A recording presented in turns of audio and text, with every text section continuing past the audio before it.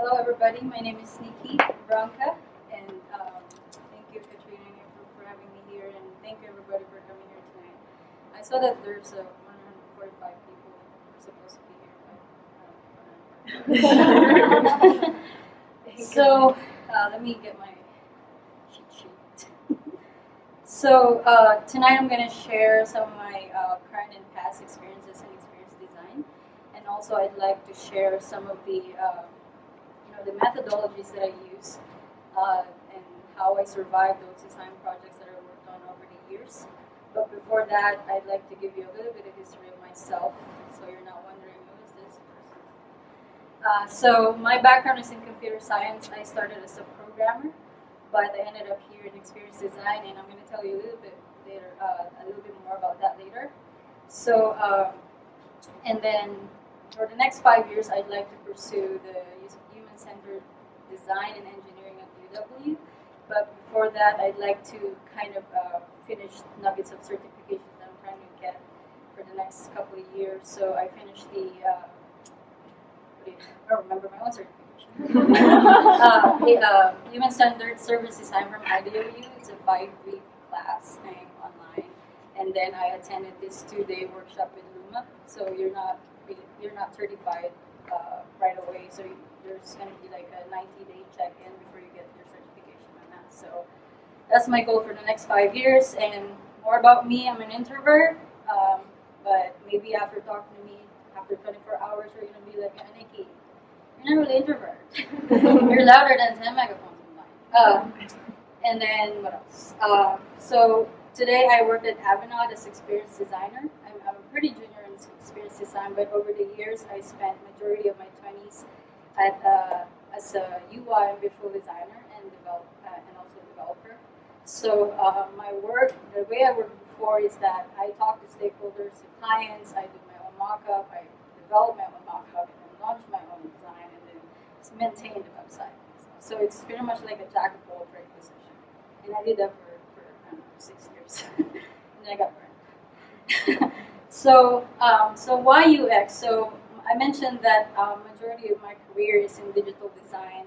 It's all about, most of the work that I did answer the questions how and what. Like, what are the features that we need to develop? What does this landing page should look like? What does the button should look like? So I got more interested in knowing the psychology behind, what the users think when they click on the design on the tool that I designed. Why did they chose to leave my page? Why did they chose to click this button and not this one? Why didn't they scroll all the way down? So those things I learned from the field working with digital marketers, and then I learned about analytics and then hit maps and all that. And I learned this from other designers that I work with. It's just the tip of the iceberg when it comes to user experience. So there's a lot of different branches in user experience that I learned over the years, the past couple of years only.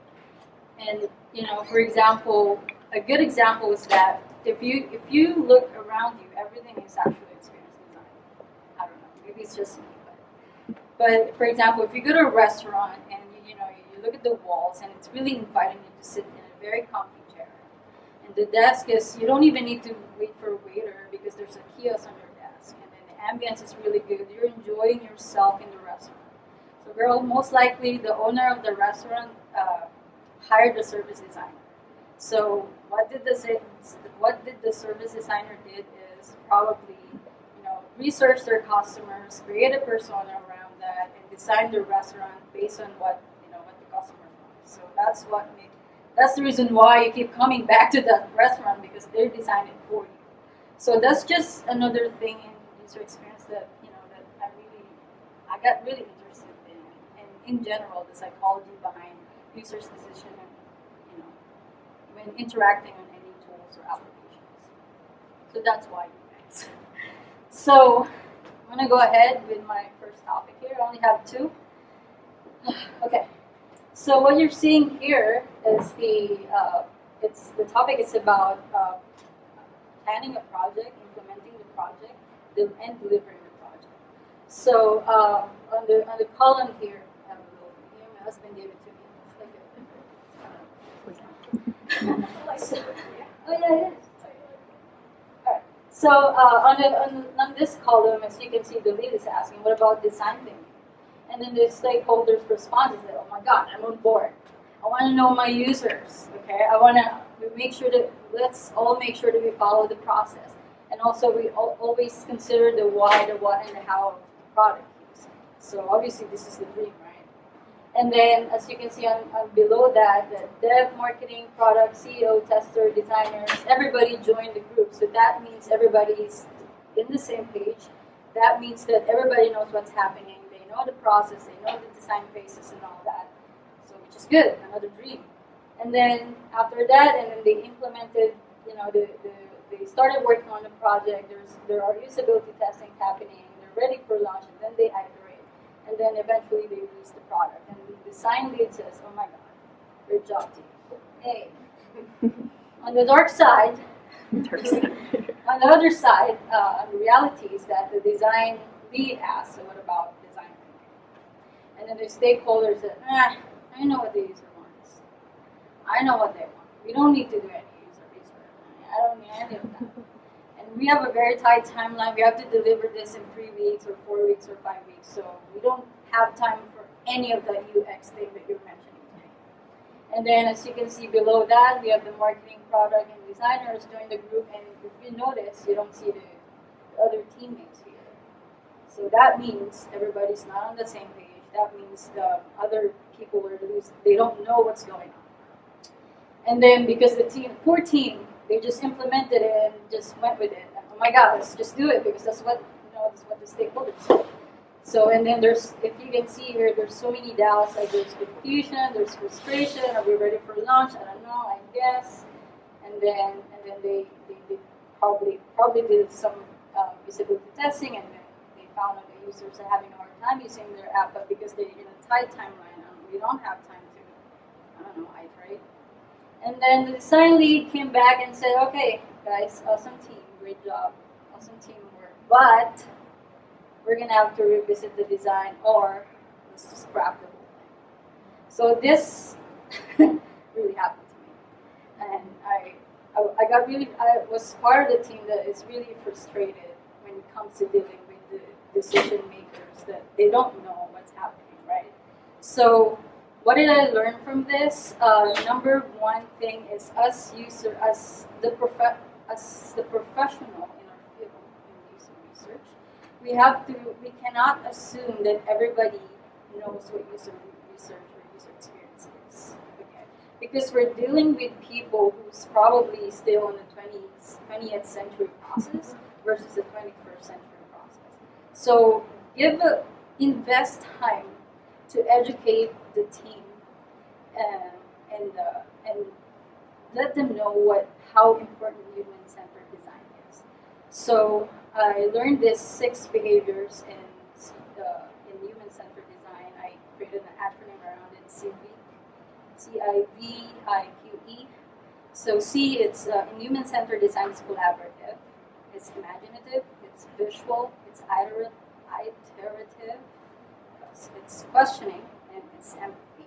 Empathy, for some of you, or maybe most of you know, that empathy is one of the heart of user experience. So we always have to make sure that we're designing for the end user, not for ourselves.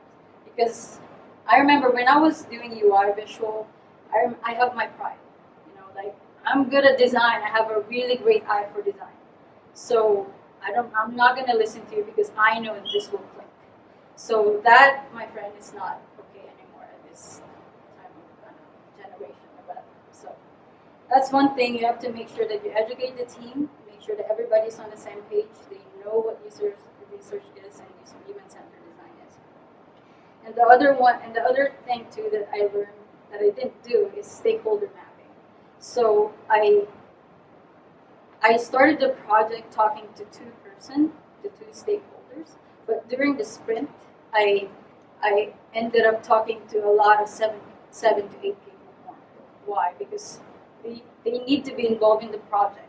But because the 2 stakeholders I talked to in the beginning, they didn't tell me about it, or maybe they're too busy because they're stakeholders. They're leaders. They don't have time for that. But you have to be proactive, and you have to make sure that you invited all the entities for the project, so make sure that they know what's going on. And the other one too is usability testing. So one of the projects that I did, because it's in a tight timeline, we didn't do usability testing on low fidelity prototypes, which is the most important thing probably, because what we did is we designed the low fidelity, and then after that we designed the high fidelity and did the usability testing on high fidelity. What happened is that we spent more time iterating the high fidelity design. So yeah, that's my key takeaway. And the next slide. So this is going to be quick. So this is something recently happened with my team. So before Avanade, I worked for a company with working with designers that are onshore. So we're all in the same room every day. We talk. We're right next to each other. So at Avanade, it's really different because 95% of my team work in somewhere else, and they're 2 hours ahead of me. So that is something that I got shocked, and I'm just like, I don't know, culture shock.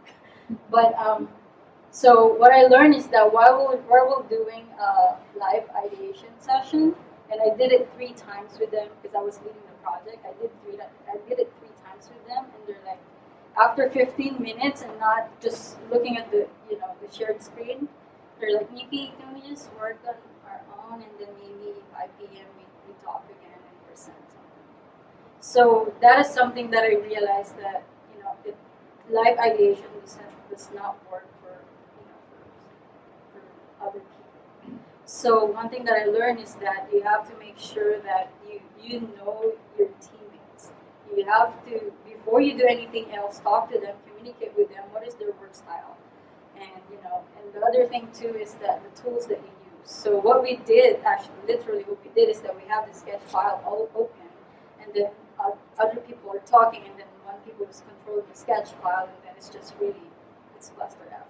So so that didn't really work well. So we ended up frustrated, and I feel like, oh my god, it didn't work out. So that's really helpful to know your teammates well, the tools that you use, and also the schedule. So like what I mentioned, they're 2 hours ahead of me, and I had to change my lunch time just to be in level with them.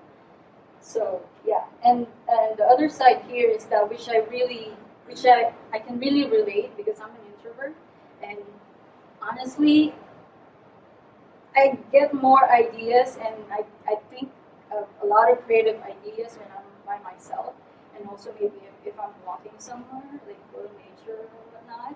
I live up in the mountains, by the way, so I feel like I'm more like this. So again, it's knowing what the work style of your team is. And the last one, after the sprint that we did, one thing, because there's so many negative vibes or negative feedback on the sprint, we did the retrospective meeting. So what we did is rose, thorn, buds. So we categorized like what went well, what didn't work well, and what are the opportunities that we can use to make sure that we improve the next sprint. So okay, I'm out of cards. That's it. Thank you so much.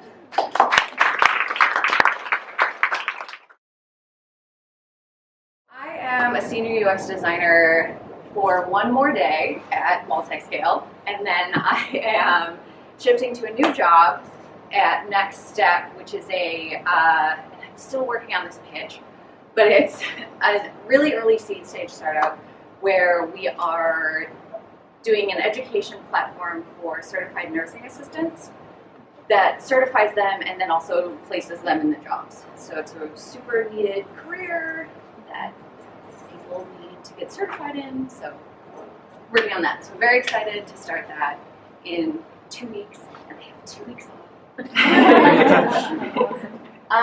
So go ahead. So design is this really, really humongous field. It has lots of parts in it. So graphic, motion, industrial, interior, architecture, all sorts of stuff. And we go again. What I thought about design is that career paths are linear in those fields, where you go from junior to senior to principal. And if you're good with people, you go in management. And if you're bad with people, you go into creative direction. And if you change your focus, so you go from service to industrial design, you completely start over. You're a junior all over again. So let's look at what my actual experience with this is. So I have worked in each one of these fields. So I've been a graphic designer, I've been industrial, UX, and service. And over the past 12 years, I've worked at 10 companies, which sounds extremely high, but some of them were internships, so not bad. But it started out in graphic design. So I'm doing signage, I'm doing point of purchase displays, and then I went to school. So these were like preschool. I was sort of figuring out what on earth I wanted to do. And then I heard about industrial design. And so I went to school for industrial design and did a bunch of internships. So I got to do a service design internship, and then I went to my first big girl job at Teague, the aviation studio, and then switched over to UX. And this is what I thought it looked like, where I got a little bit of experience doing graphic, and then I switched to another job, and I got a little bit more experience, and then I went into industrial design, and I started over. And I didn't know what I was doing, and so I was really nervous, and everything was terrible. And then I went to Teams, and I got a little bit better. And then I went to Mayo Clinic, and I knew nothing again, and it was awful. And then I went to Teague, and I worked, and I worked, and I worked there, and I was able to get, pretty comfortable. And I knew what I was doing in industrial design. And then I realized my heart wasn't in it.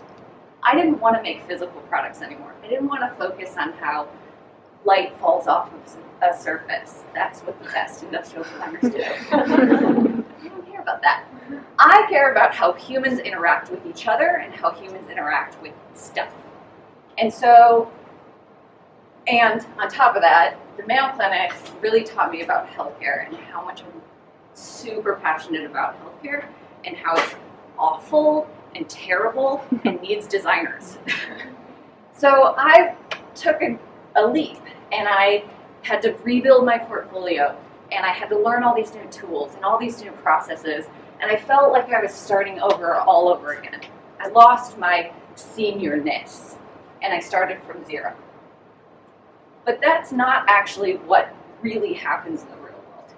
You learn from each job that you've had. And so every job that I've had, I've taken that experience forward, and I've been able to apply it. So even though, yes, I had to learn Sketch instead of Rhino, it's still software. It's still something you learn, and it's always going to be changeable. And so as I go into the next part of my career, I'm much more comfortable because I've had all of this experience in my back pocket before. So what I've learned is that my experience, plus the things that I'm really passionate about, so healthcare, how humans interact with each other, the psychology behind, why did they make that decision? Why can they not see this bright red button that's so obviously right in front of them? It's crazy, but this is awesome. Let's explore this. That is what creates expertise, not just the linear progression of time in a job. So you can go ahead. I gotta get to this. So I found out, my career path was a little bit chaotic in terms of a designer. It's always been in the design field, but that doesn't mean that if you're coming from outside of the design field, that you don't have this same ramp up of experience. So the best training that I've ever had for client relationships is working in restaurants. So I worked in a pretty decent restaurant where I had to anticipate needs and bring things out to people and understand if they weren't truly happy with something but they didn't want to say it, how you draw that out from them. So whatever your career path is, however you start, you have value. And it was my own kind of imposter syndrome, basically, that said that, oh, I have to start over if I'm going into UX. I know nothing. But that's not true. You have experience, you have this baseline of knowledge, and you can build on it. So thank you.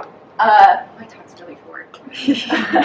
But I'm open. I really enjoy helping people figure out how to tell their stories and how to leverage like what their past was so that they can move forward in their careers. So reach out to me if you want to.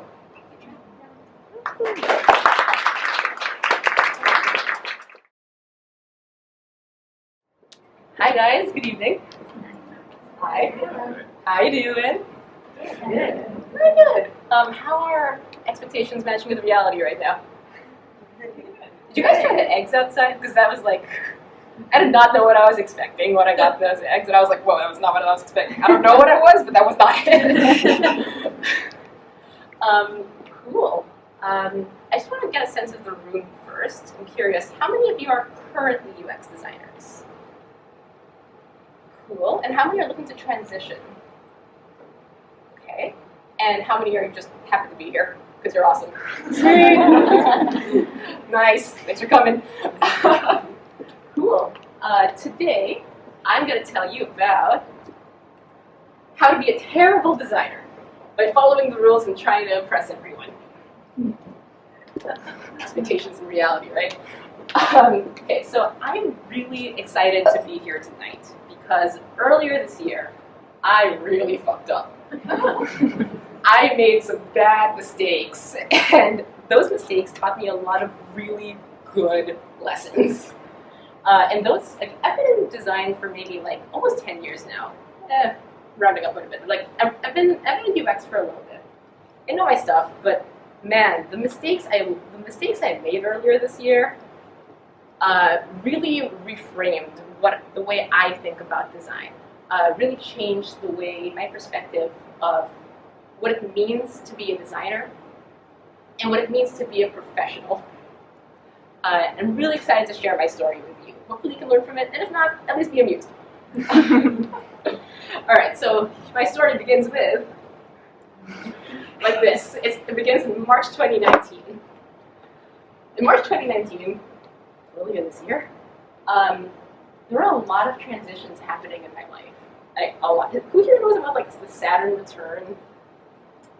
Apparently, a lot of transitions happened in your life at that time, and that was happening. I'm not into astrology, but I was like, yo, that is definitely happening.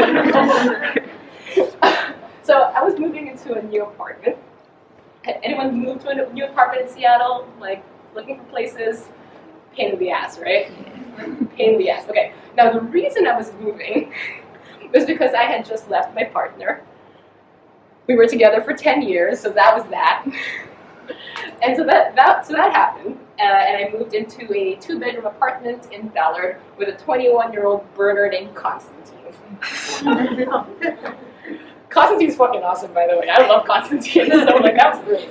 Anyway, so all of that stuff is happening as a grown-up, right? All the grown-up stuff is happening, the heartbreak, and so that's personal life. Now let's talk professional life. Lots of things were happening there. There was a reorg. Raise your hand if you love reorgs. Really?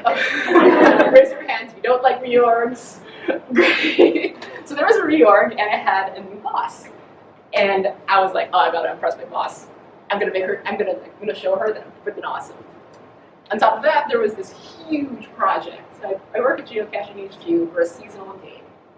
And geocaching, basically, people go outside and look for treasures, right? So the summer is really good for going out to find treasures. The winter, not so much. So there's this big summer promotion that we do, and everyone is in it. It is the biggest project of the year. It involves every single team, and I'm your lead designer. And so I look at this, I look at my life in 2019, and I'm like, all right, here's the game plan. I'm going to ace this project. It's high visibility. Everyone's going to know that I'm God's gift to design. Everyone's going to know this. My boss is going to know it, and they're going to be like, yo, Marice, you should be the designer. And I'm going to be like, yeah. That was my game plan. What could go wrong? Next slide. So I approached the design, the project of the summer promo, the way I approached lots of other things. I was a good student of design, and I did what all the good advice that y'all gave me of read everything I can get my hands on. Oh my gosh, I bought a Medium subscription. Right, exactly. And I followed all the rules. First rule, with this arm shows is like, defend your designs, right? First thing, defend your designs. There is so much literature on how to defend your design. Articulating design decisions. I'm pretty sure I said it in like a day-long workshop for Niels and Norman to be like, how to defend your design. So much defending, right? And so that's what I did. I made my design real good. I did all that research. She was empathetic as fuck.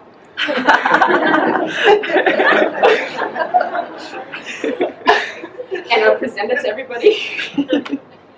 And I presented it, and people would be, and I presented my stakeholders, and they said, and I'd be like, yeah, this is it. And if they would say anything in response, I'd be like, I defend my design, which is basically no. What I thought was defending my designs, it really ended up being show and tell, instead of presenting. And really, what I thought being a good UXer was about defending your design, following the rules. But it ended up being defensive. It didn't really make it fun to work with me, right? Okay, well, why would I even want to, I don't want to work with someone like that. Anyway, so rule number 2 of design that I held true was be multidisciplinary, right? I know when I read a lot of UX articles, it says designers are more than artists. We do more than make fun ingredients. We're also researchers and marketers, PMs. We're everything, right? And one of our strongest skill sets is being good at learning new things.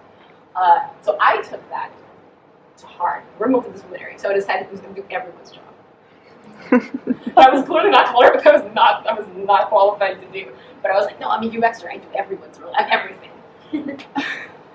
How do you feel if someone's like, yeah, let me do your job, and we're like, yes, it's because I have to. You want to work with that person? Nah, not really. So that was not fun, and took a lot of control of the project. Okay, finally. Designing for humans. We have to design for humans, design for the end user. That to me is the reason I chose to become a UX designer. I love people. I love learning about them. I like all y'all. Y'all are cool. And so I love being a designer. I love doing it for people. And man, I take that shit seriously. I really wanted to be sure that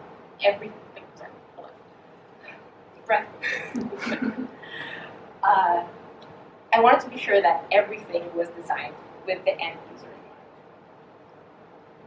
mind. And I was taught by the book of design, as told by Medium, that we are personally, as designers, responsible for what we put out in the world. Right? We have to be ethical. We have a responsibility to put things out in the world that are good. And I took that to heart. And so anytime anything happened in the project, I'd be like, well, what about the end user, right? And is this good? And because I felt personally responsible for like how the design would land with people, I took so much control of the project. It was very difficult to get it was very difficult for anyone to really get a word in, because I felt the need to control the design. I felt that I felt like this warrior for humans, and I thought I was the person who represented the end user. Of course, that's my role. But instead, when I looked at this, I realized that I was so in love with one user, the end user. But the people with whom you work are also your users. They're your meta users, and they're really important. You've got to fall in love with the other users as well. So, remember how I said the game plan was to look real good and make everyone in the company really love me and say, hey, Marice, you should be lead designer, and everyone's gonna fall in love. That didn't work out. I did not do that. like relationships had really gotten really bad. And in fact, they got so bad that my boss asked me to leave. Transition out. Give me 2 months. Who has had the transition out? Be honest, who's had the transition out, like, this conversation? Yeah. After vacation. Oh, girl. Yeah, that sucks, right? You're like, cool. And I didn't know what I did wrong. I was like, what? Like, I did everything by the book. But yes, I didn't impress my boss. She asked me to leave, and I was like, well, shit.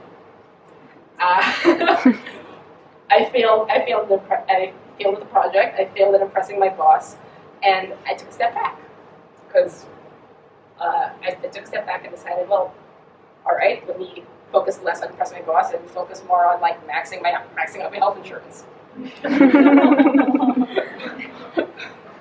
What else how many doctor's appointments can I go to?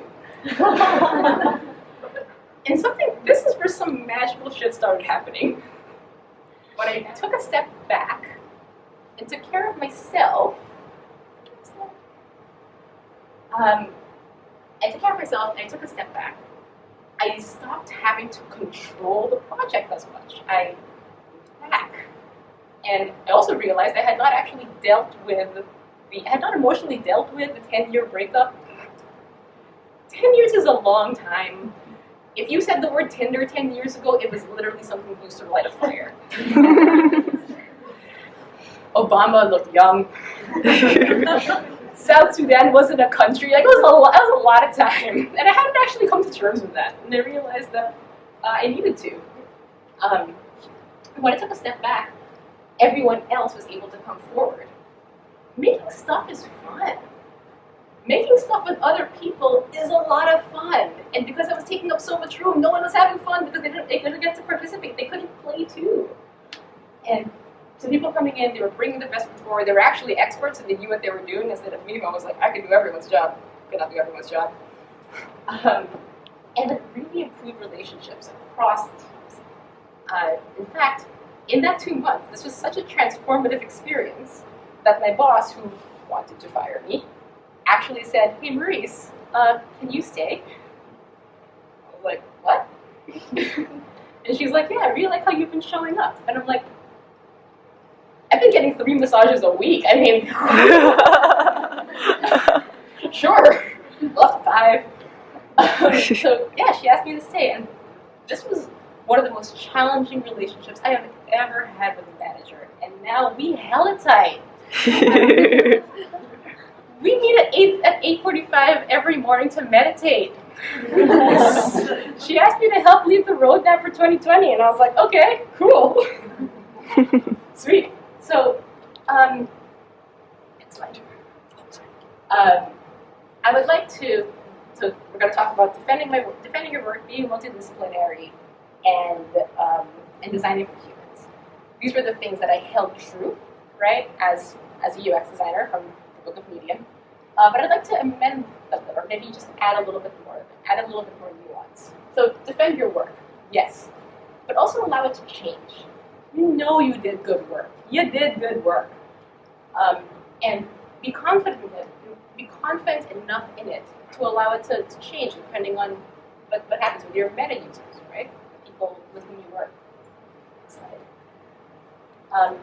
Be multidisciplinary. Yes, and use it to enable other disciplines. When people say UX designers are everything, it doesn't mean we have to do everyone's jobs. It means that we know enough about everything to know which voices to enable at that time. That's our role. It's not about taking someone else's role and taking that space. It's about knowing which voices to enable, for whom to create space at that time. That's our job. That's what we're good at. And finally, to design for humans. Yes. And remember that you're designing it with humans and as a human. It is humans all the way down. You're designing. Your end users are humans. The people you're working with are human too, and you are also a human in an earthly body. And it's really important to remember that in everything that we do. That is really empathetic. Anyway, I can't stress this point enough. So next slide. I like it so much I'm gonna say it again. Design for humans with you as a human. And the way to do this, I suggest, and what I've learned, is when you're talking to somebody, talking to your stakeholders, listen with your entire body. Don't just listen to what they're saying. Don't just listen to like what's on the paper. Like listen with your entire body. Like really tap into that user empathy, right? Create space for others. I've learned in my role as a designer, my time as a designer, that we are more there to feel like if people are bricks, we're like the grout in between. Is that grout? Is that the word? Think of that grout. Yeah. And to create space for them to bring their best foot forward, to enable them. And finally, cannot stress this enough: be happy, healthy, and well. Seriously. As a designer, and I know this to be true with other designers, a lot of our work is talking to people, interfacing with people, with different kinds of people who might be in different moods, who might have different shit going on in their lives. And the way that I found I really can show up for those people and to bring my best foot forward is if I'm happy and healthy and well. Everyone has had those friends. If we have friends who are like, I like you, but you're kind of bad vibes right now, right? And you all have the friends who are like kind of good vibes. Tend to want to hang out with the ones who have good vibes. Mm-hmm. Be the friend with good vibes. It's really important as a designer, I've found. So here's my challenge to all y'all for next week. Actionable steps, yes. Hang out in your common area, right? In your office or whatever. Maybe it's the kitchen, maybe it's wherever it is. Hang out, work on a thing. Ask a non-designer for a hot take. They might not know anything about design. That's fine, right? It just opens up room for conversation. Talk to them. Ask them for their opinion. You might learn something from them. They might learn something from you. Really, it just opens the door for a good conversation. Also, they'll probably have opinions. Second challenge is the next time you're in a meeting, step back and just observe people. Just watch. Look for the little non-verbal cues. Present your work, step back. If you see people, and bonus points if you can acknowledge someone for when they do something awesome, right? If you're paying less attention to what thoughts you're having, pay attention to others, you'll see more of some awesome shit that people do and how awesome some people are. Acknowledge them. I like getting compliments. Do y'all like getting compliments? Yeah, compliments are pretty great. So give people that. Be the friend with good vibes. Be the good vibe friend.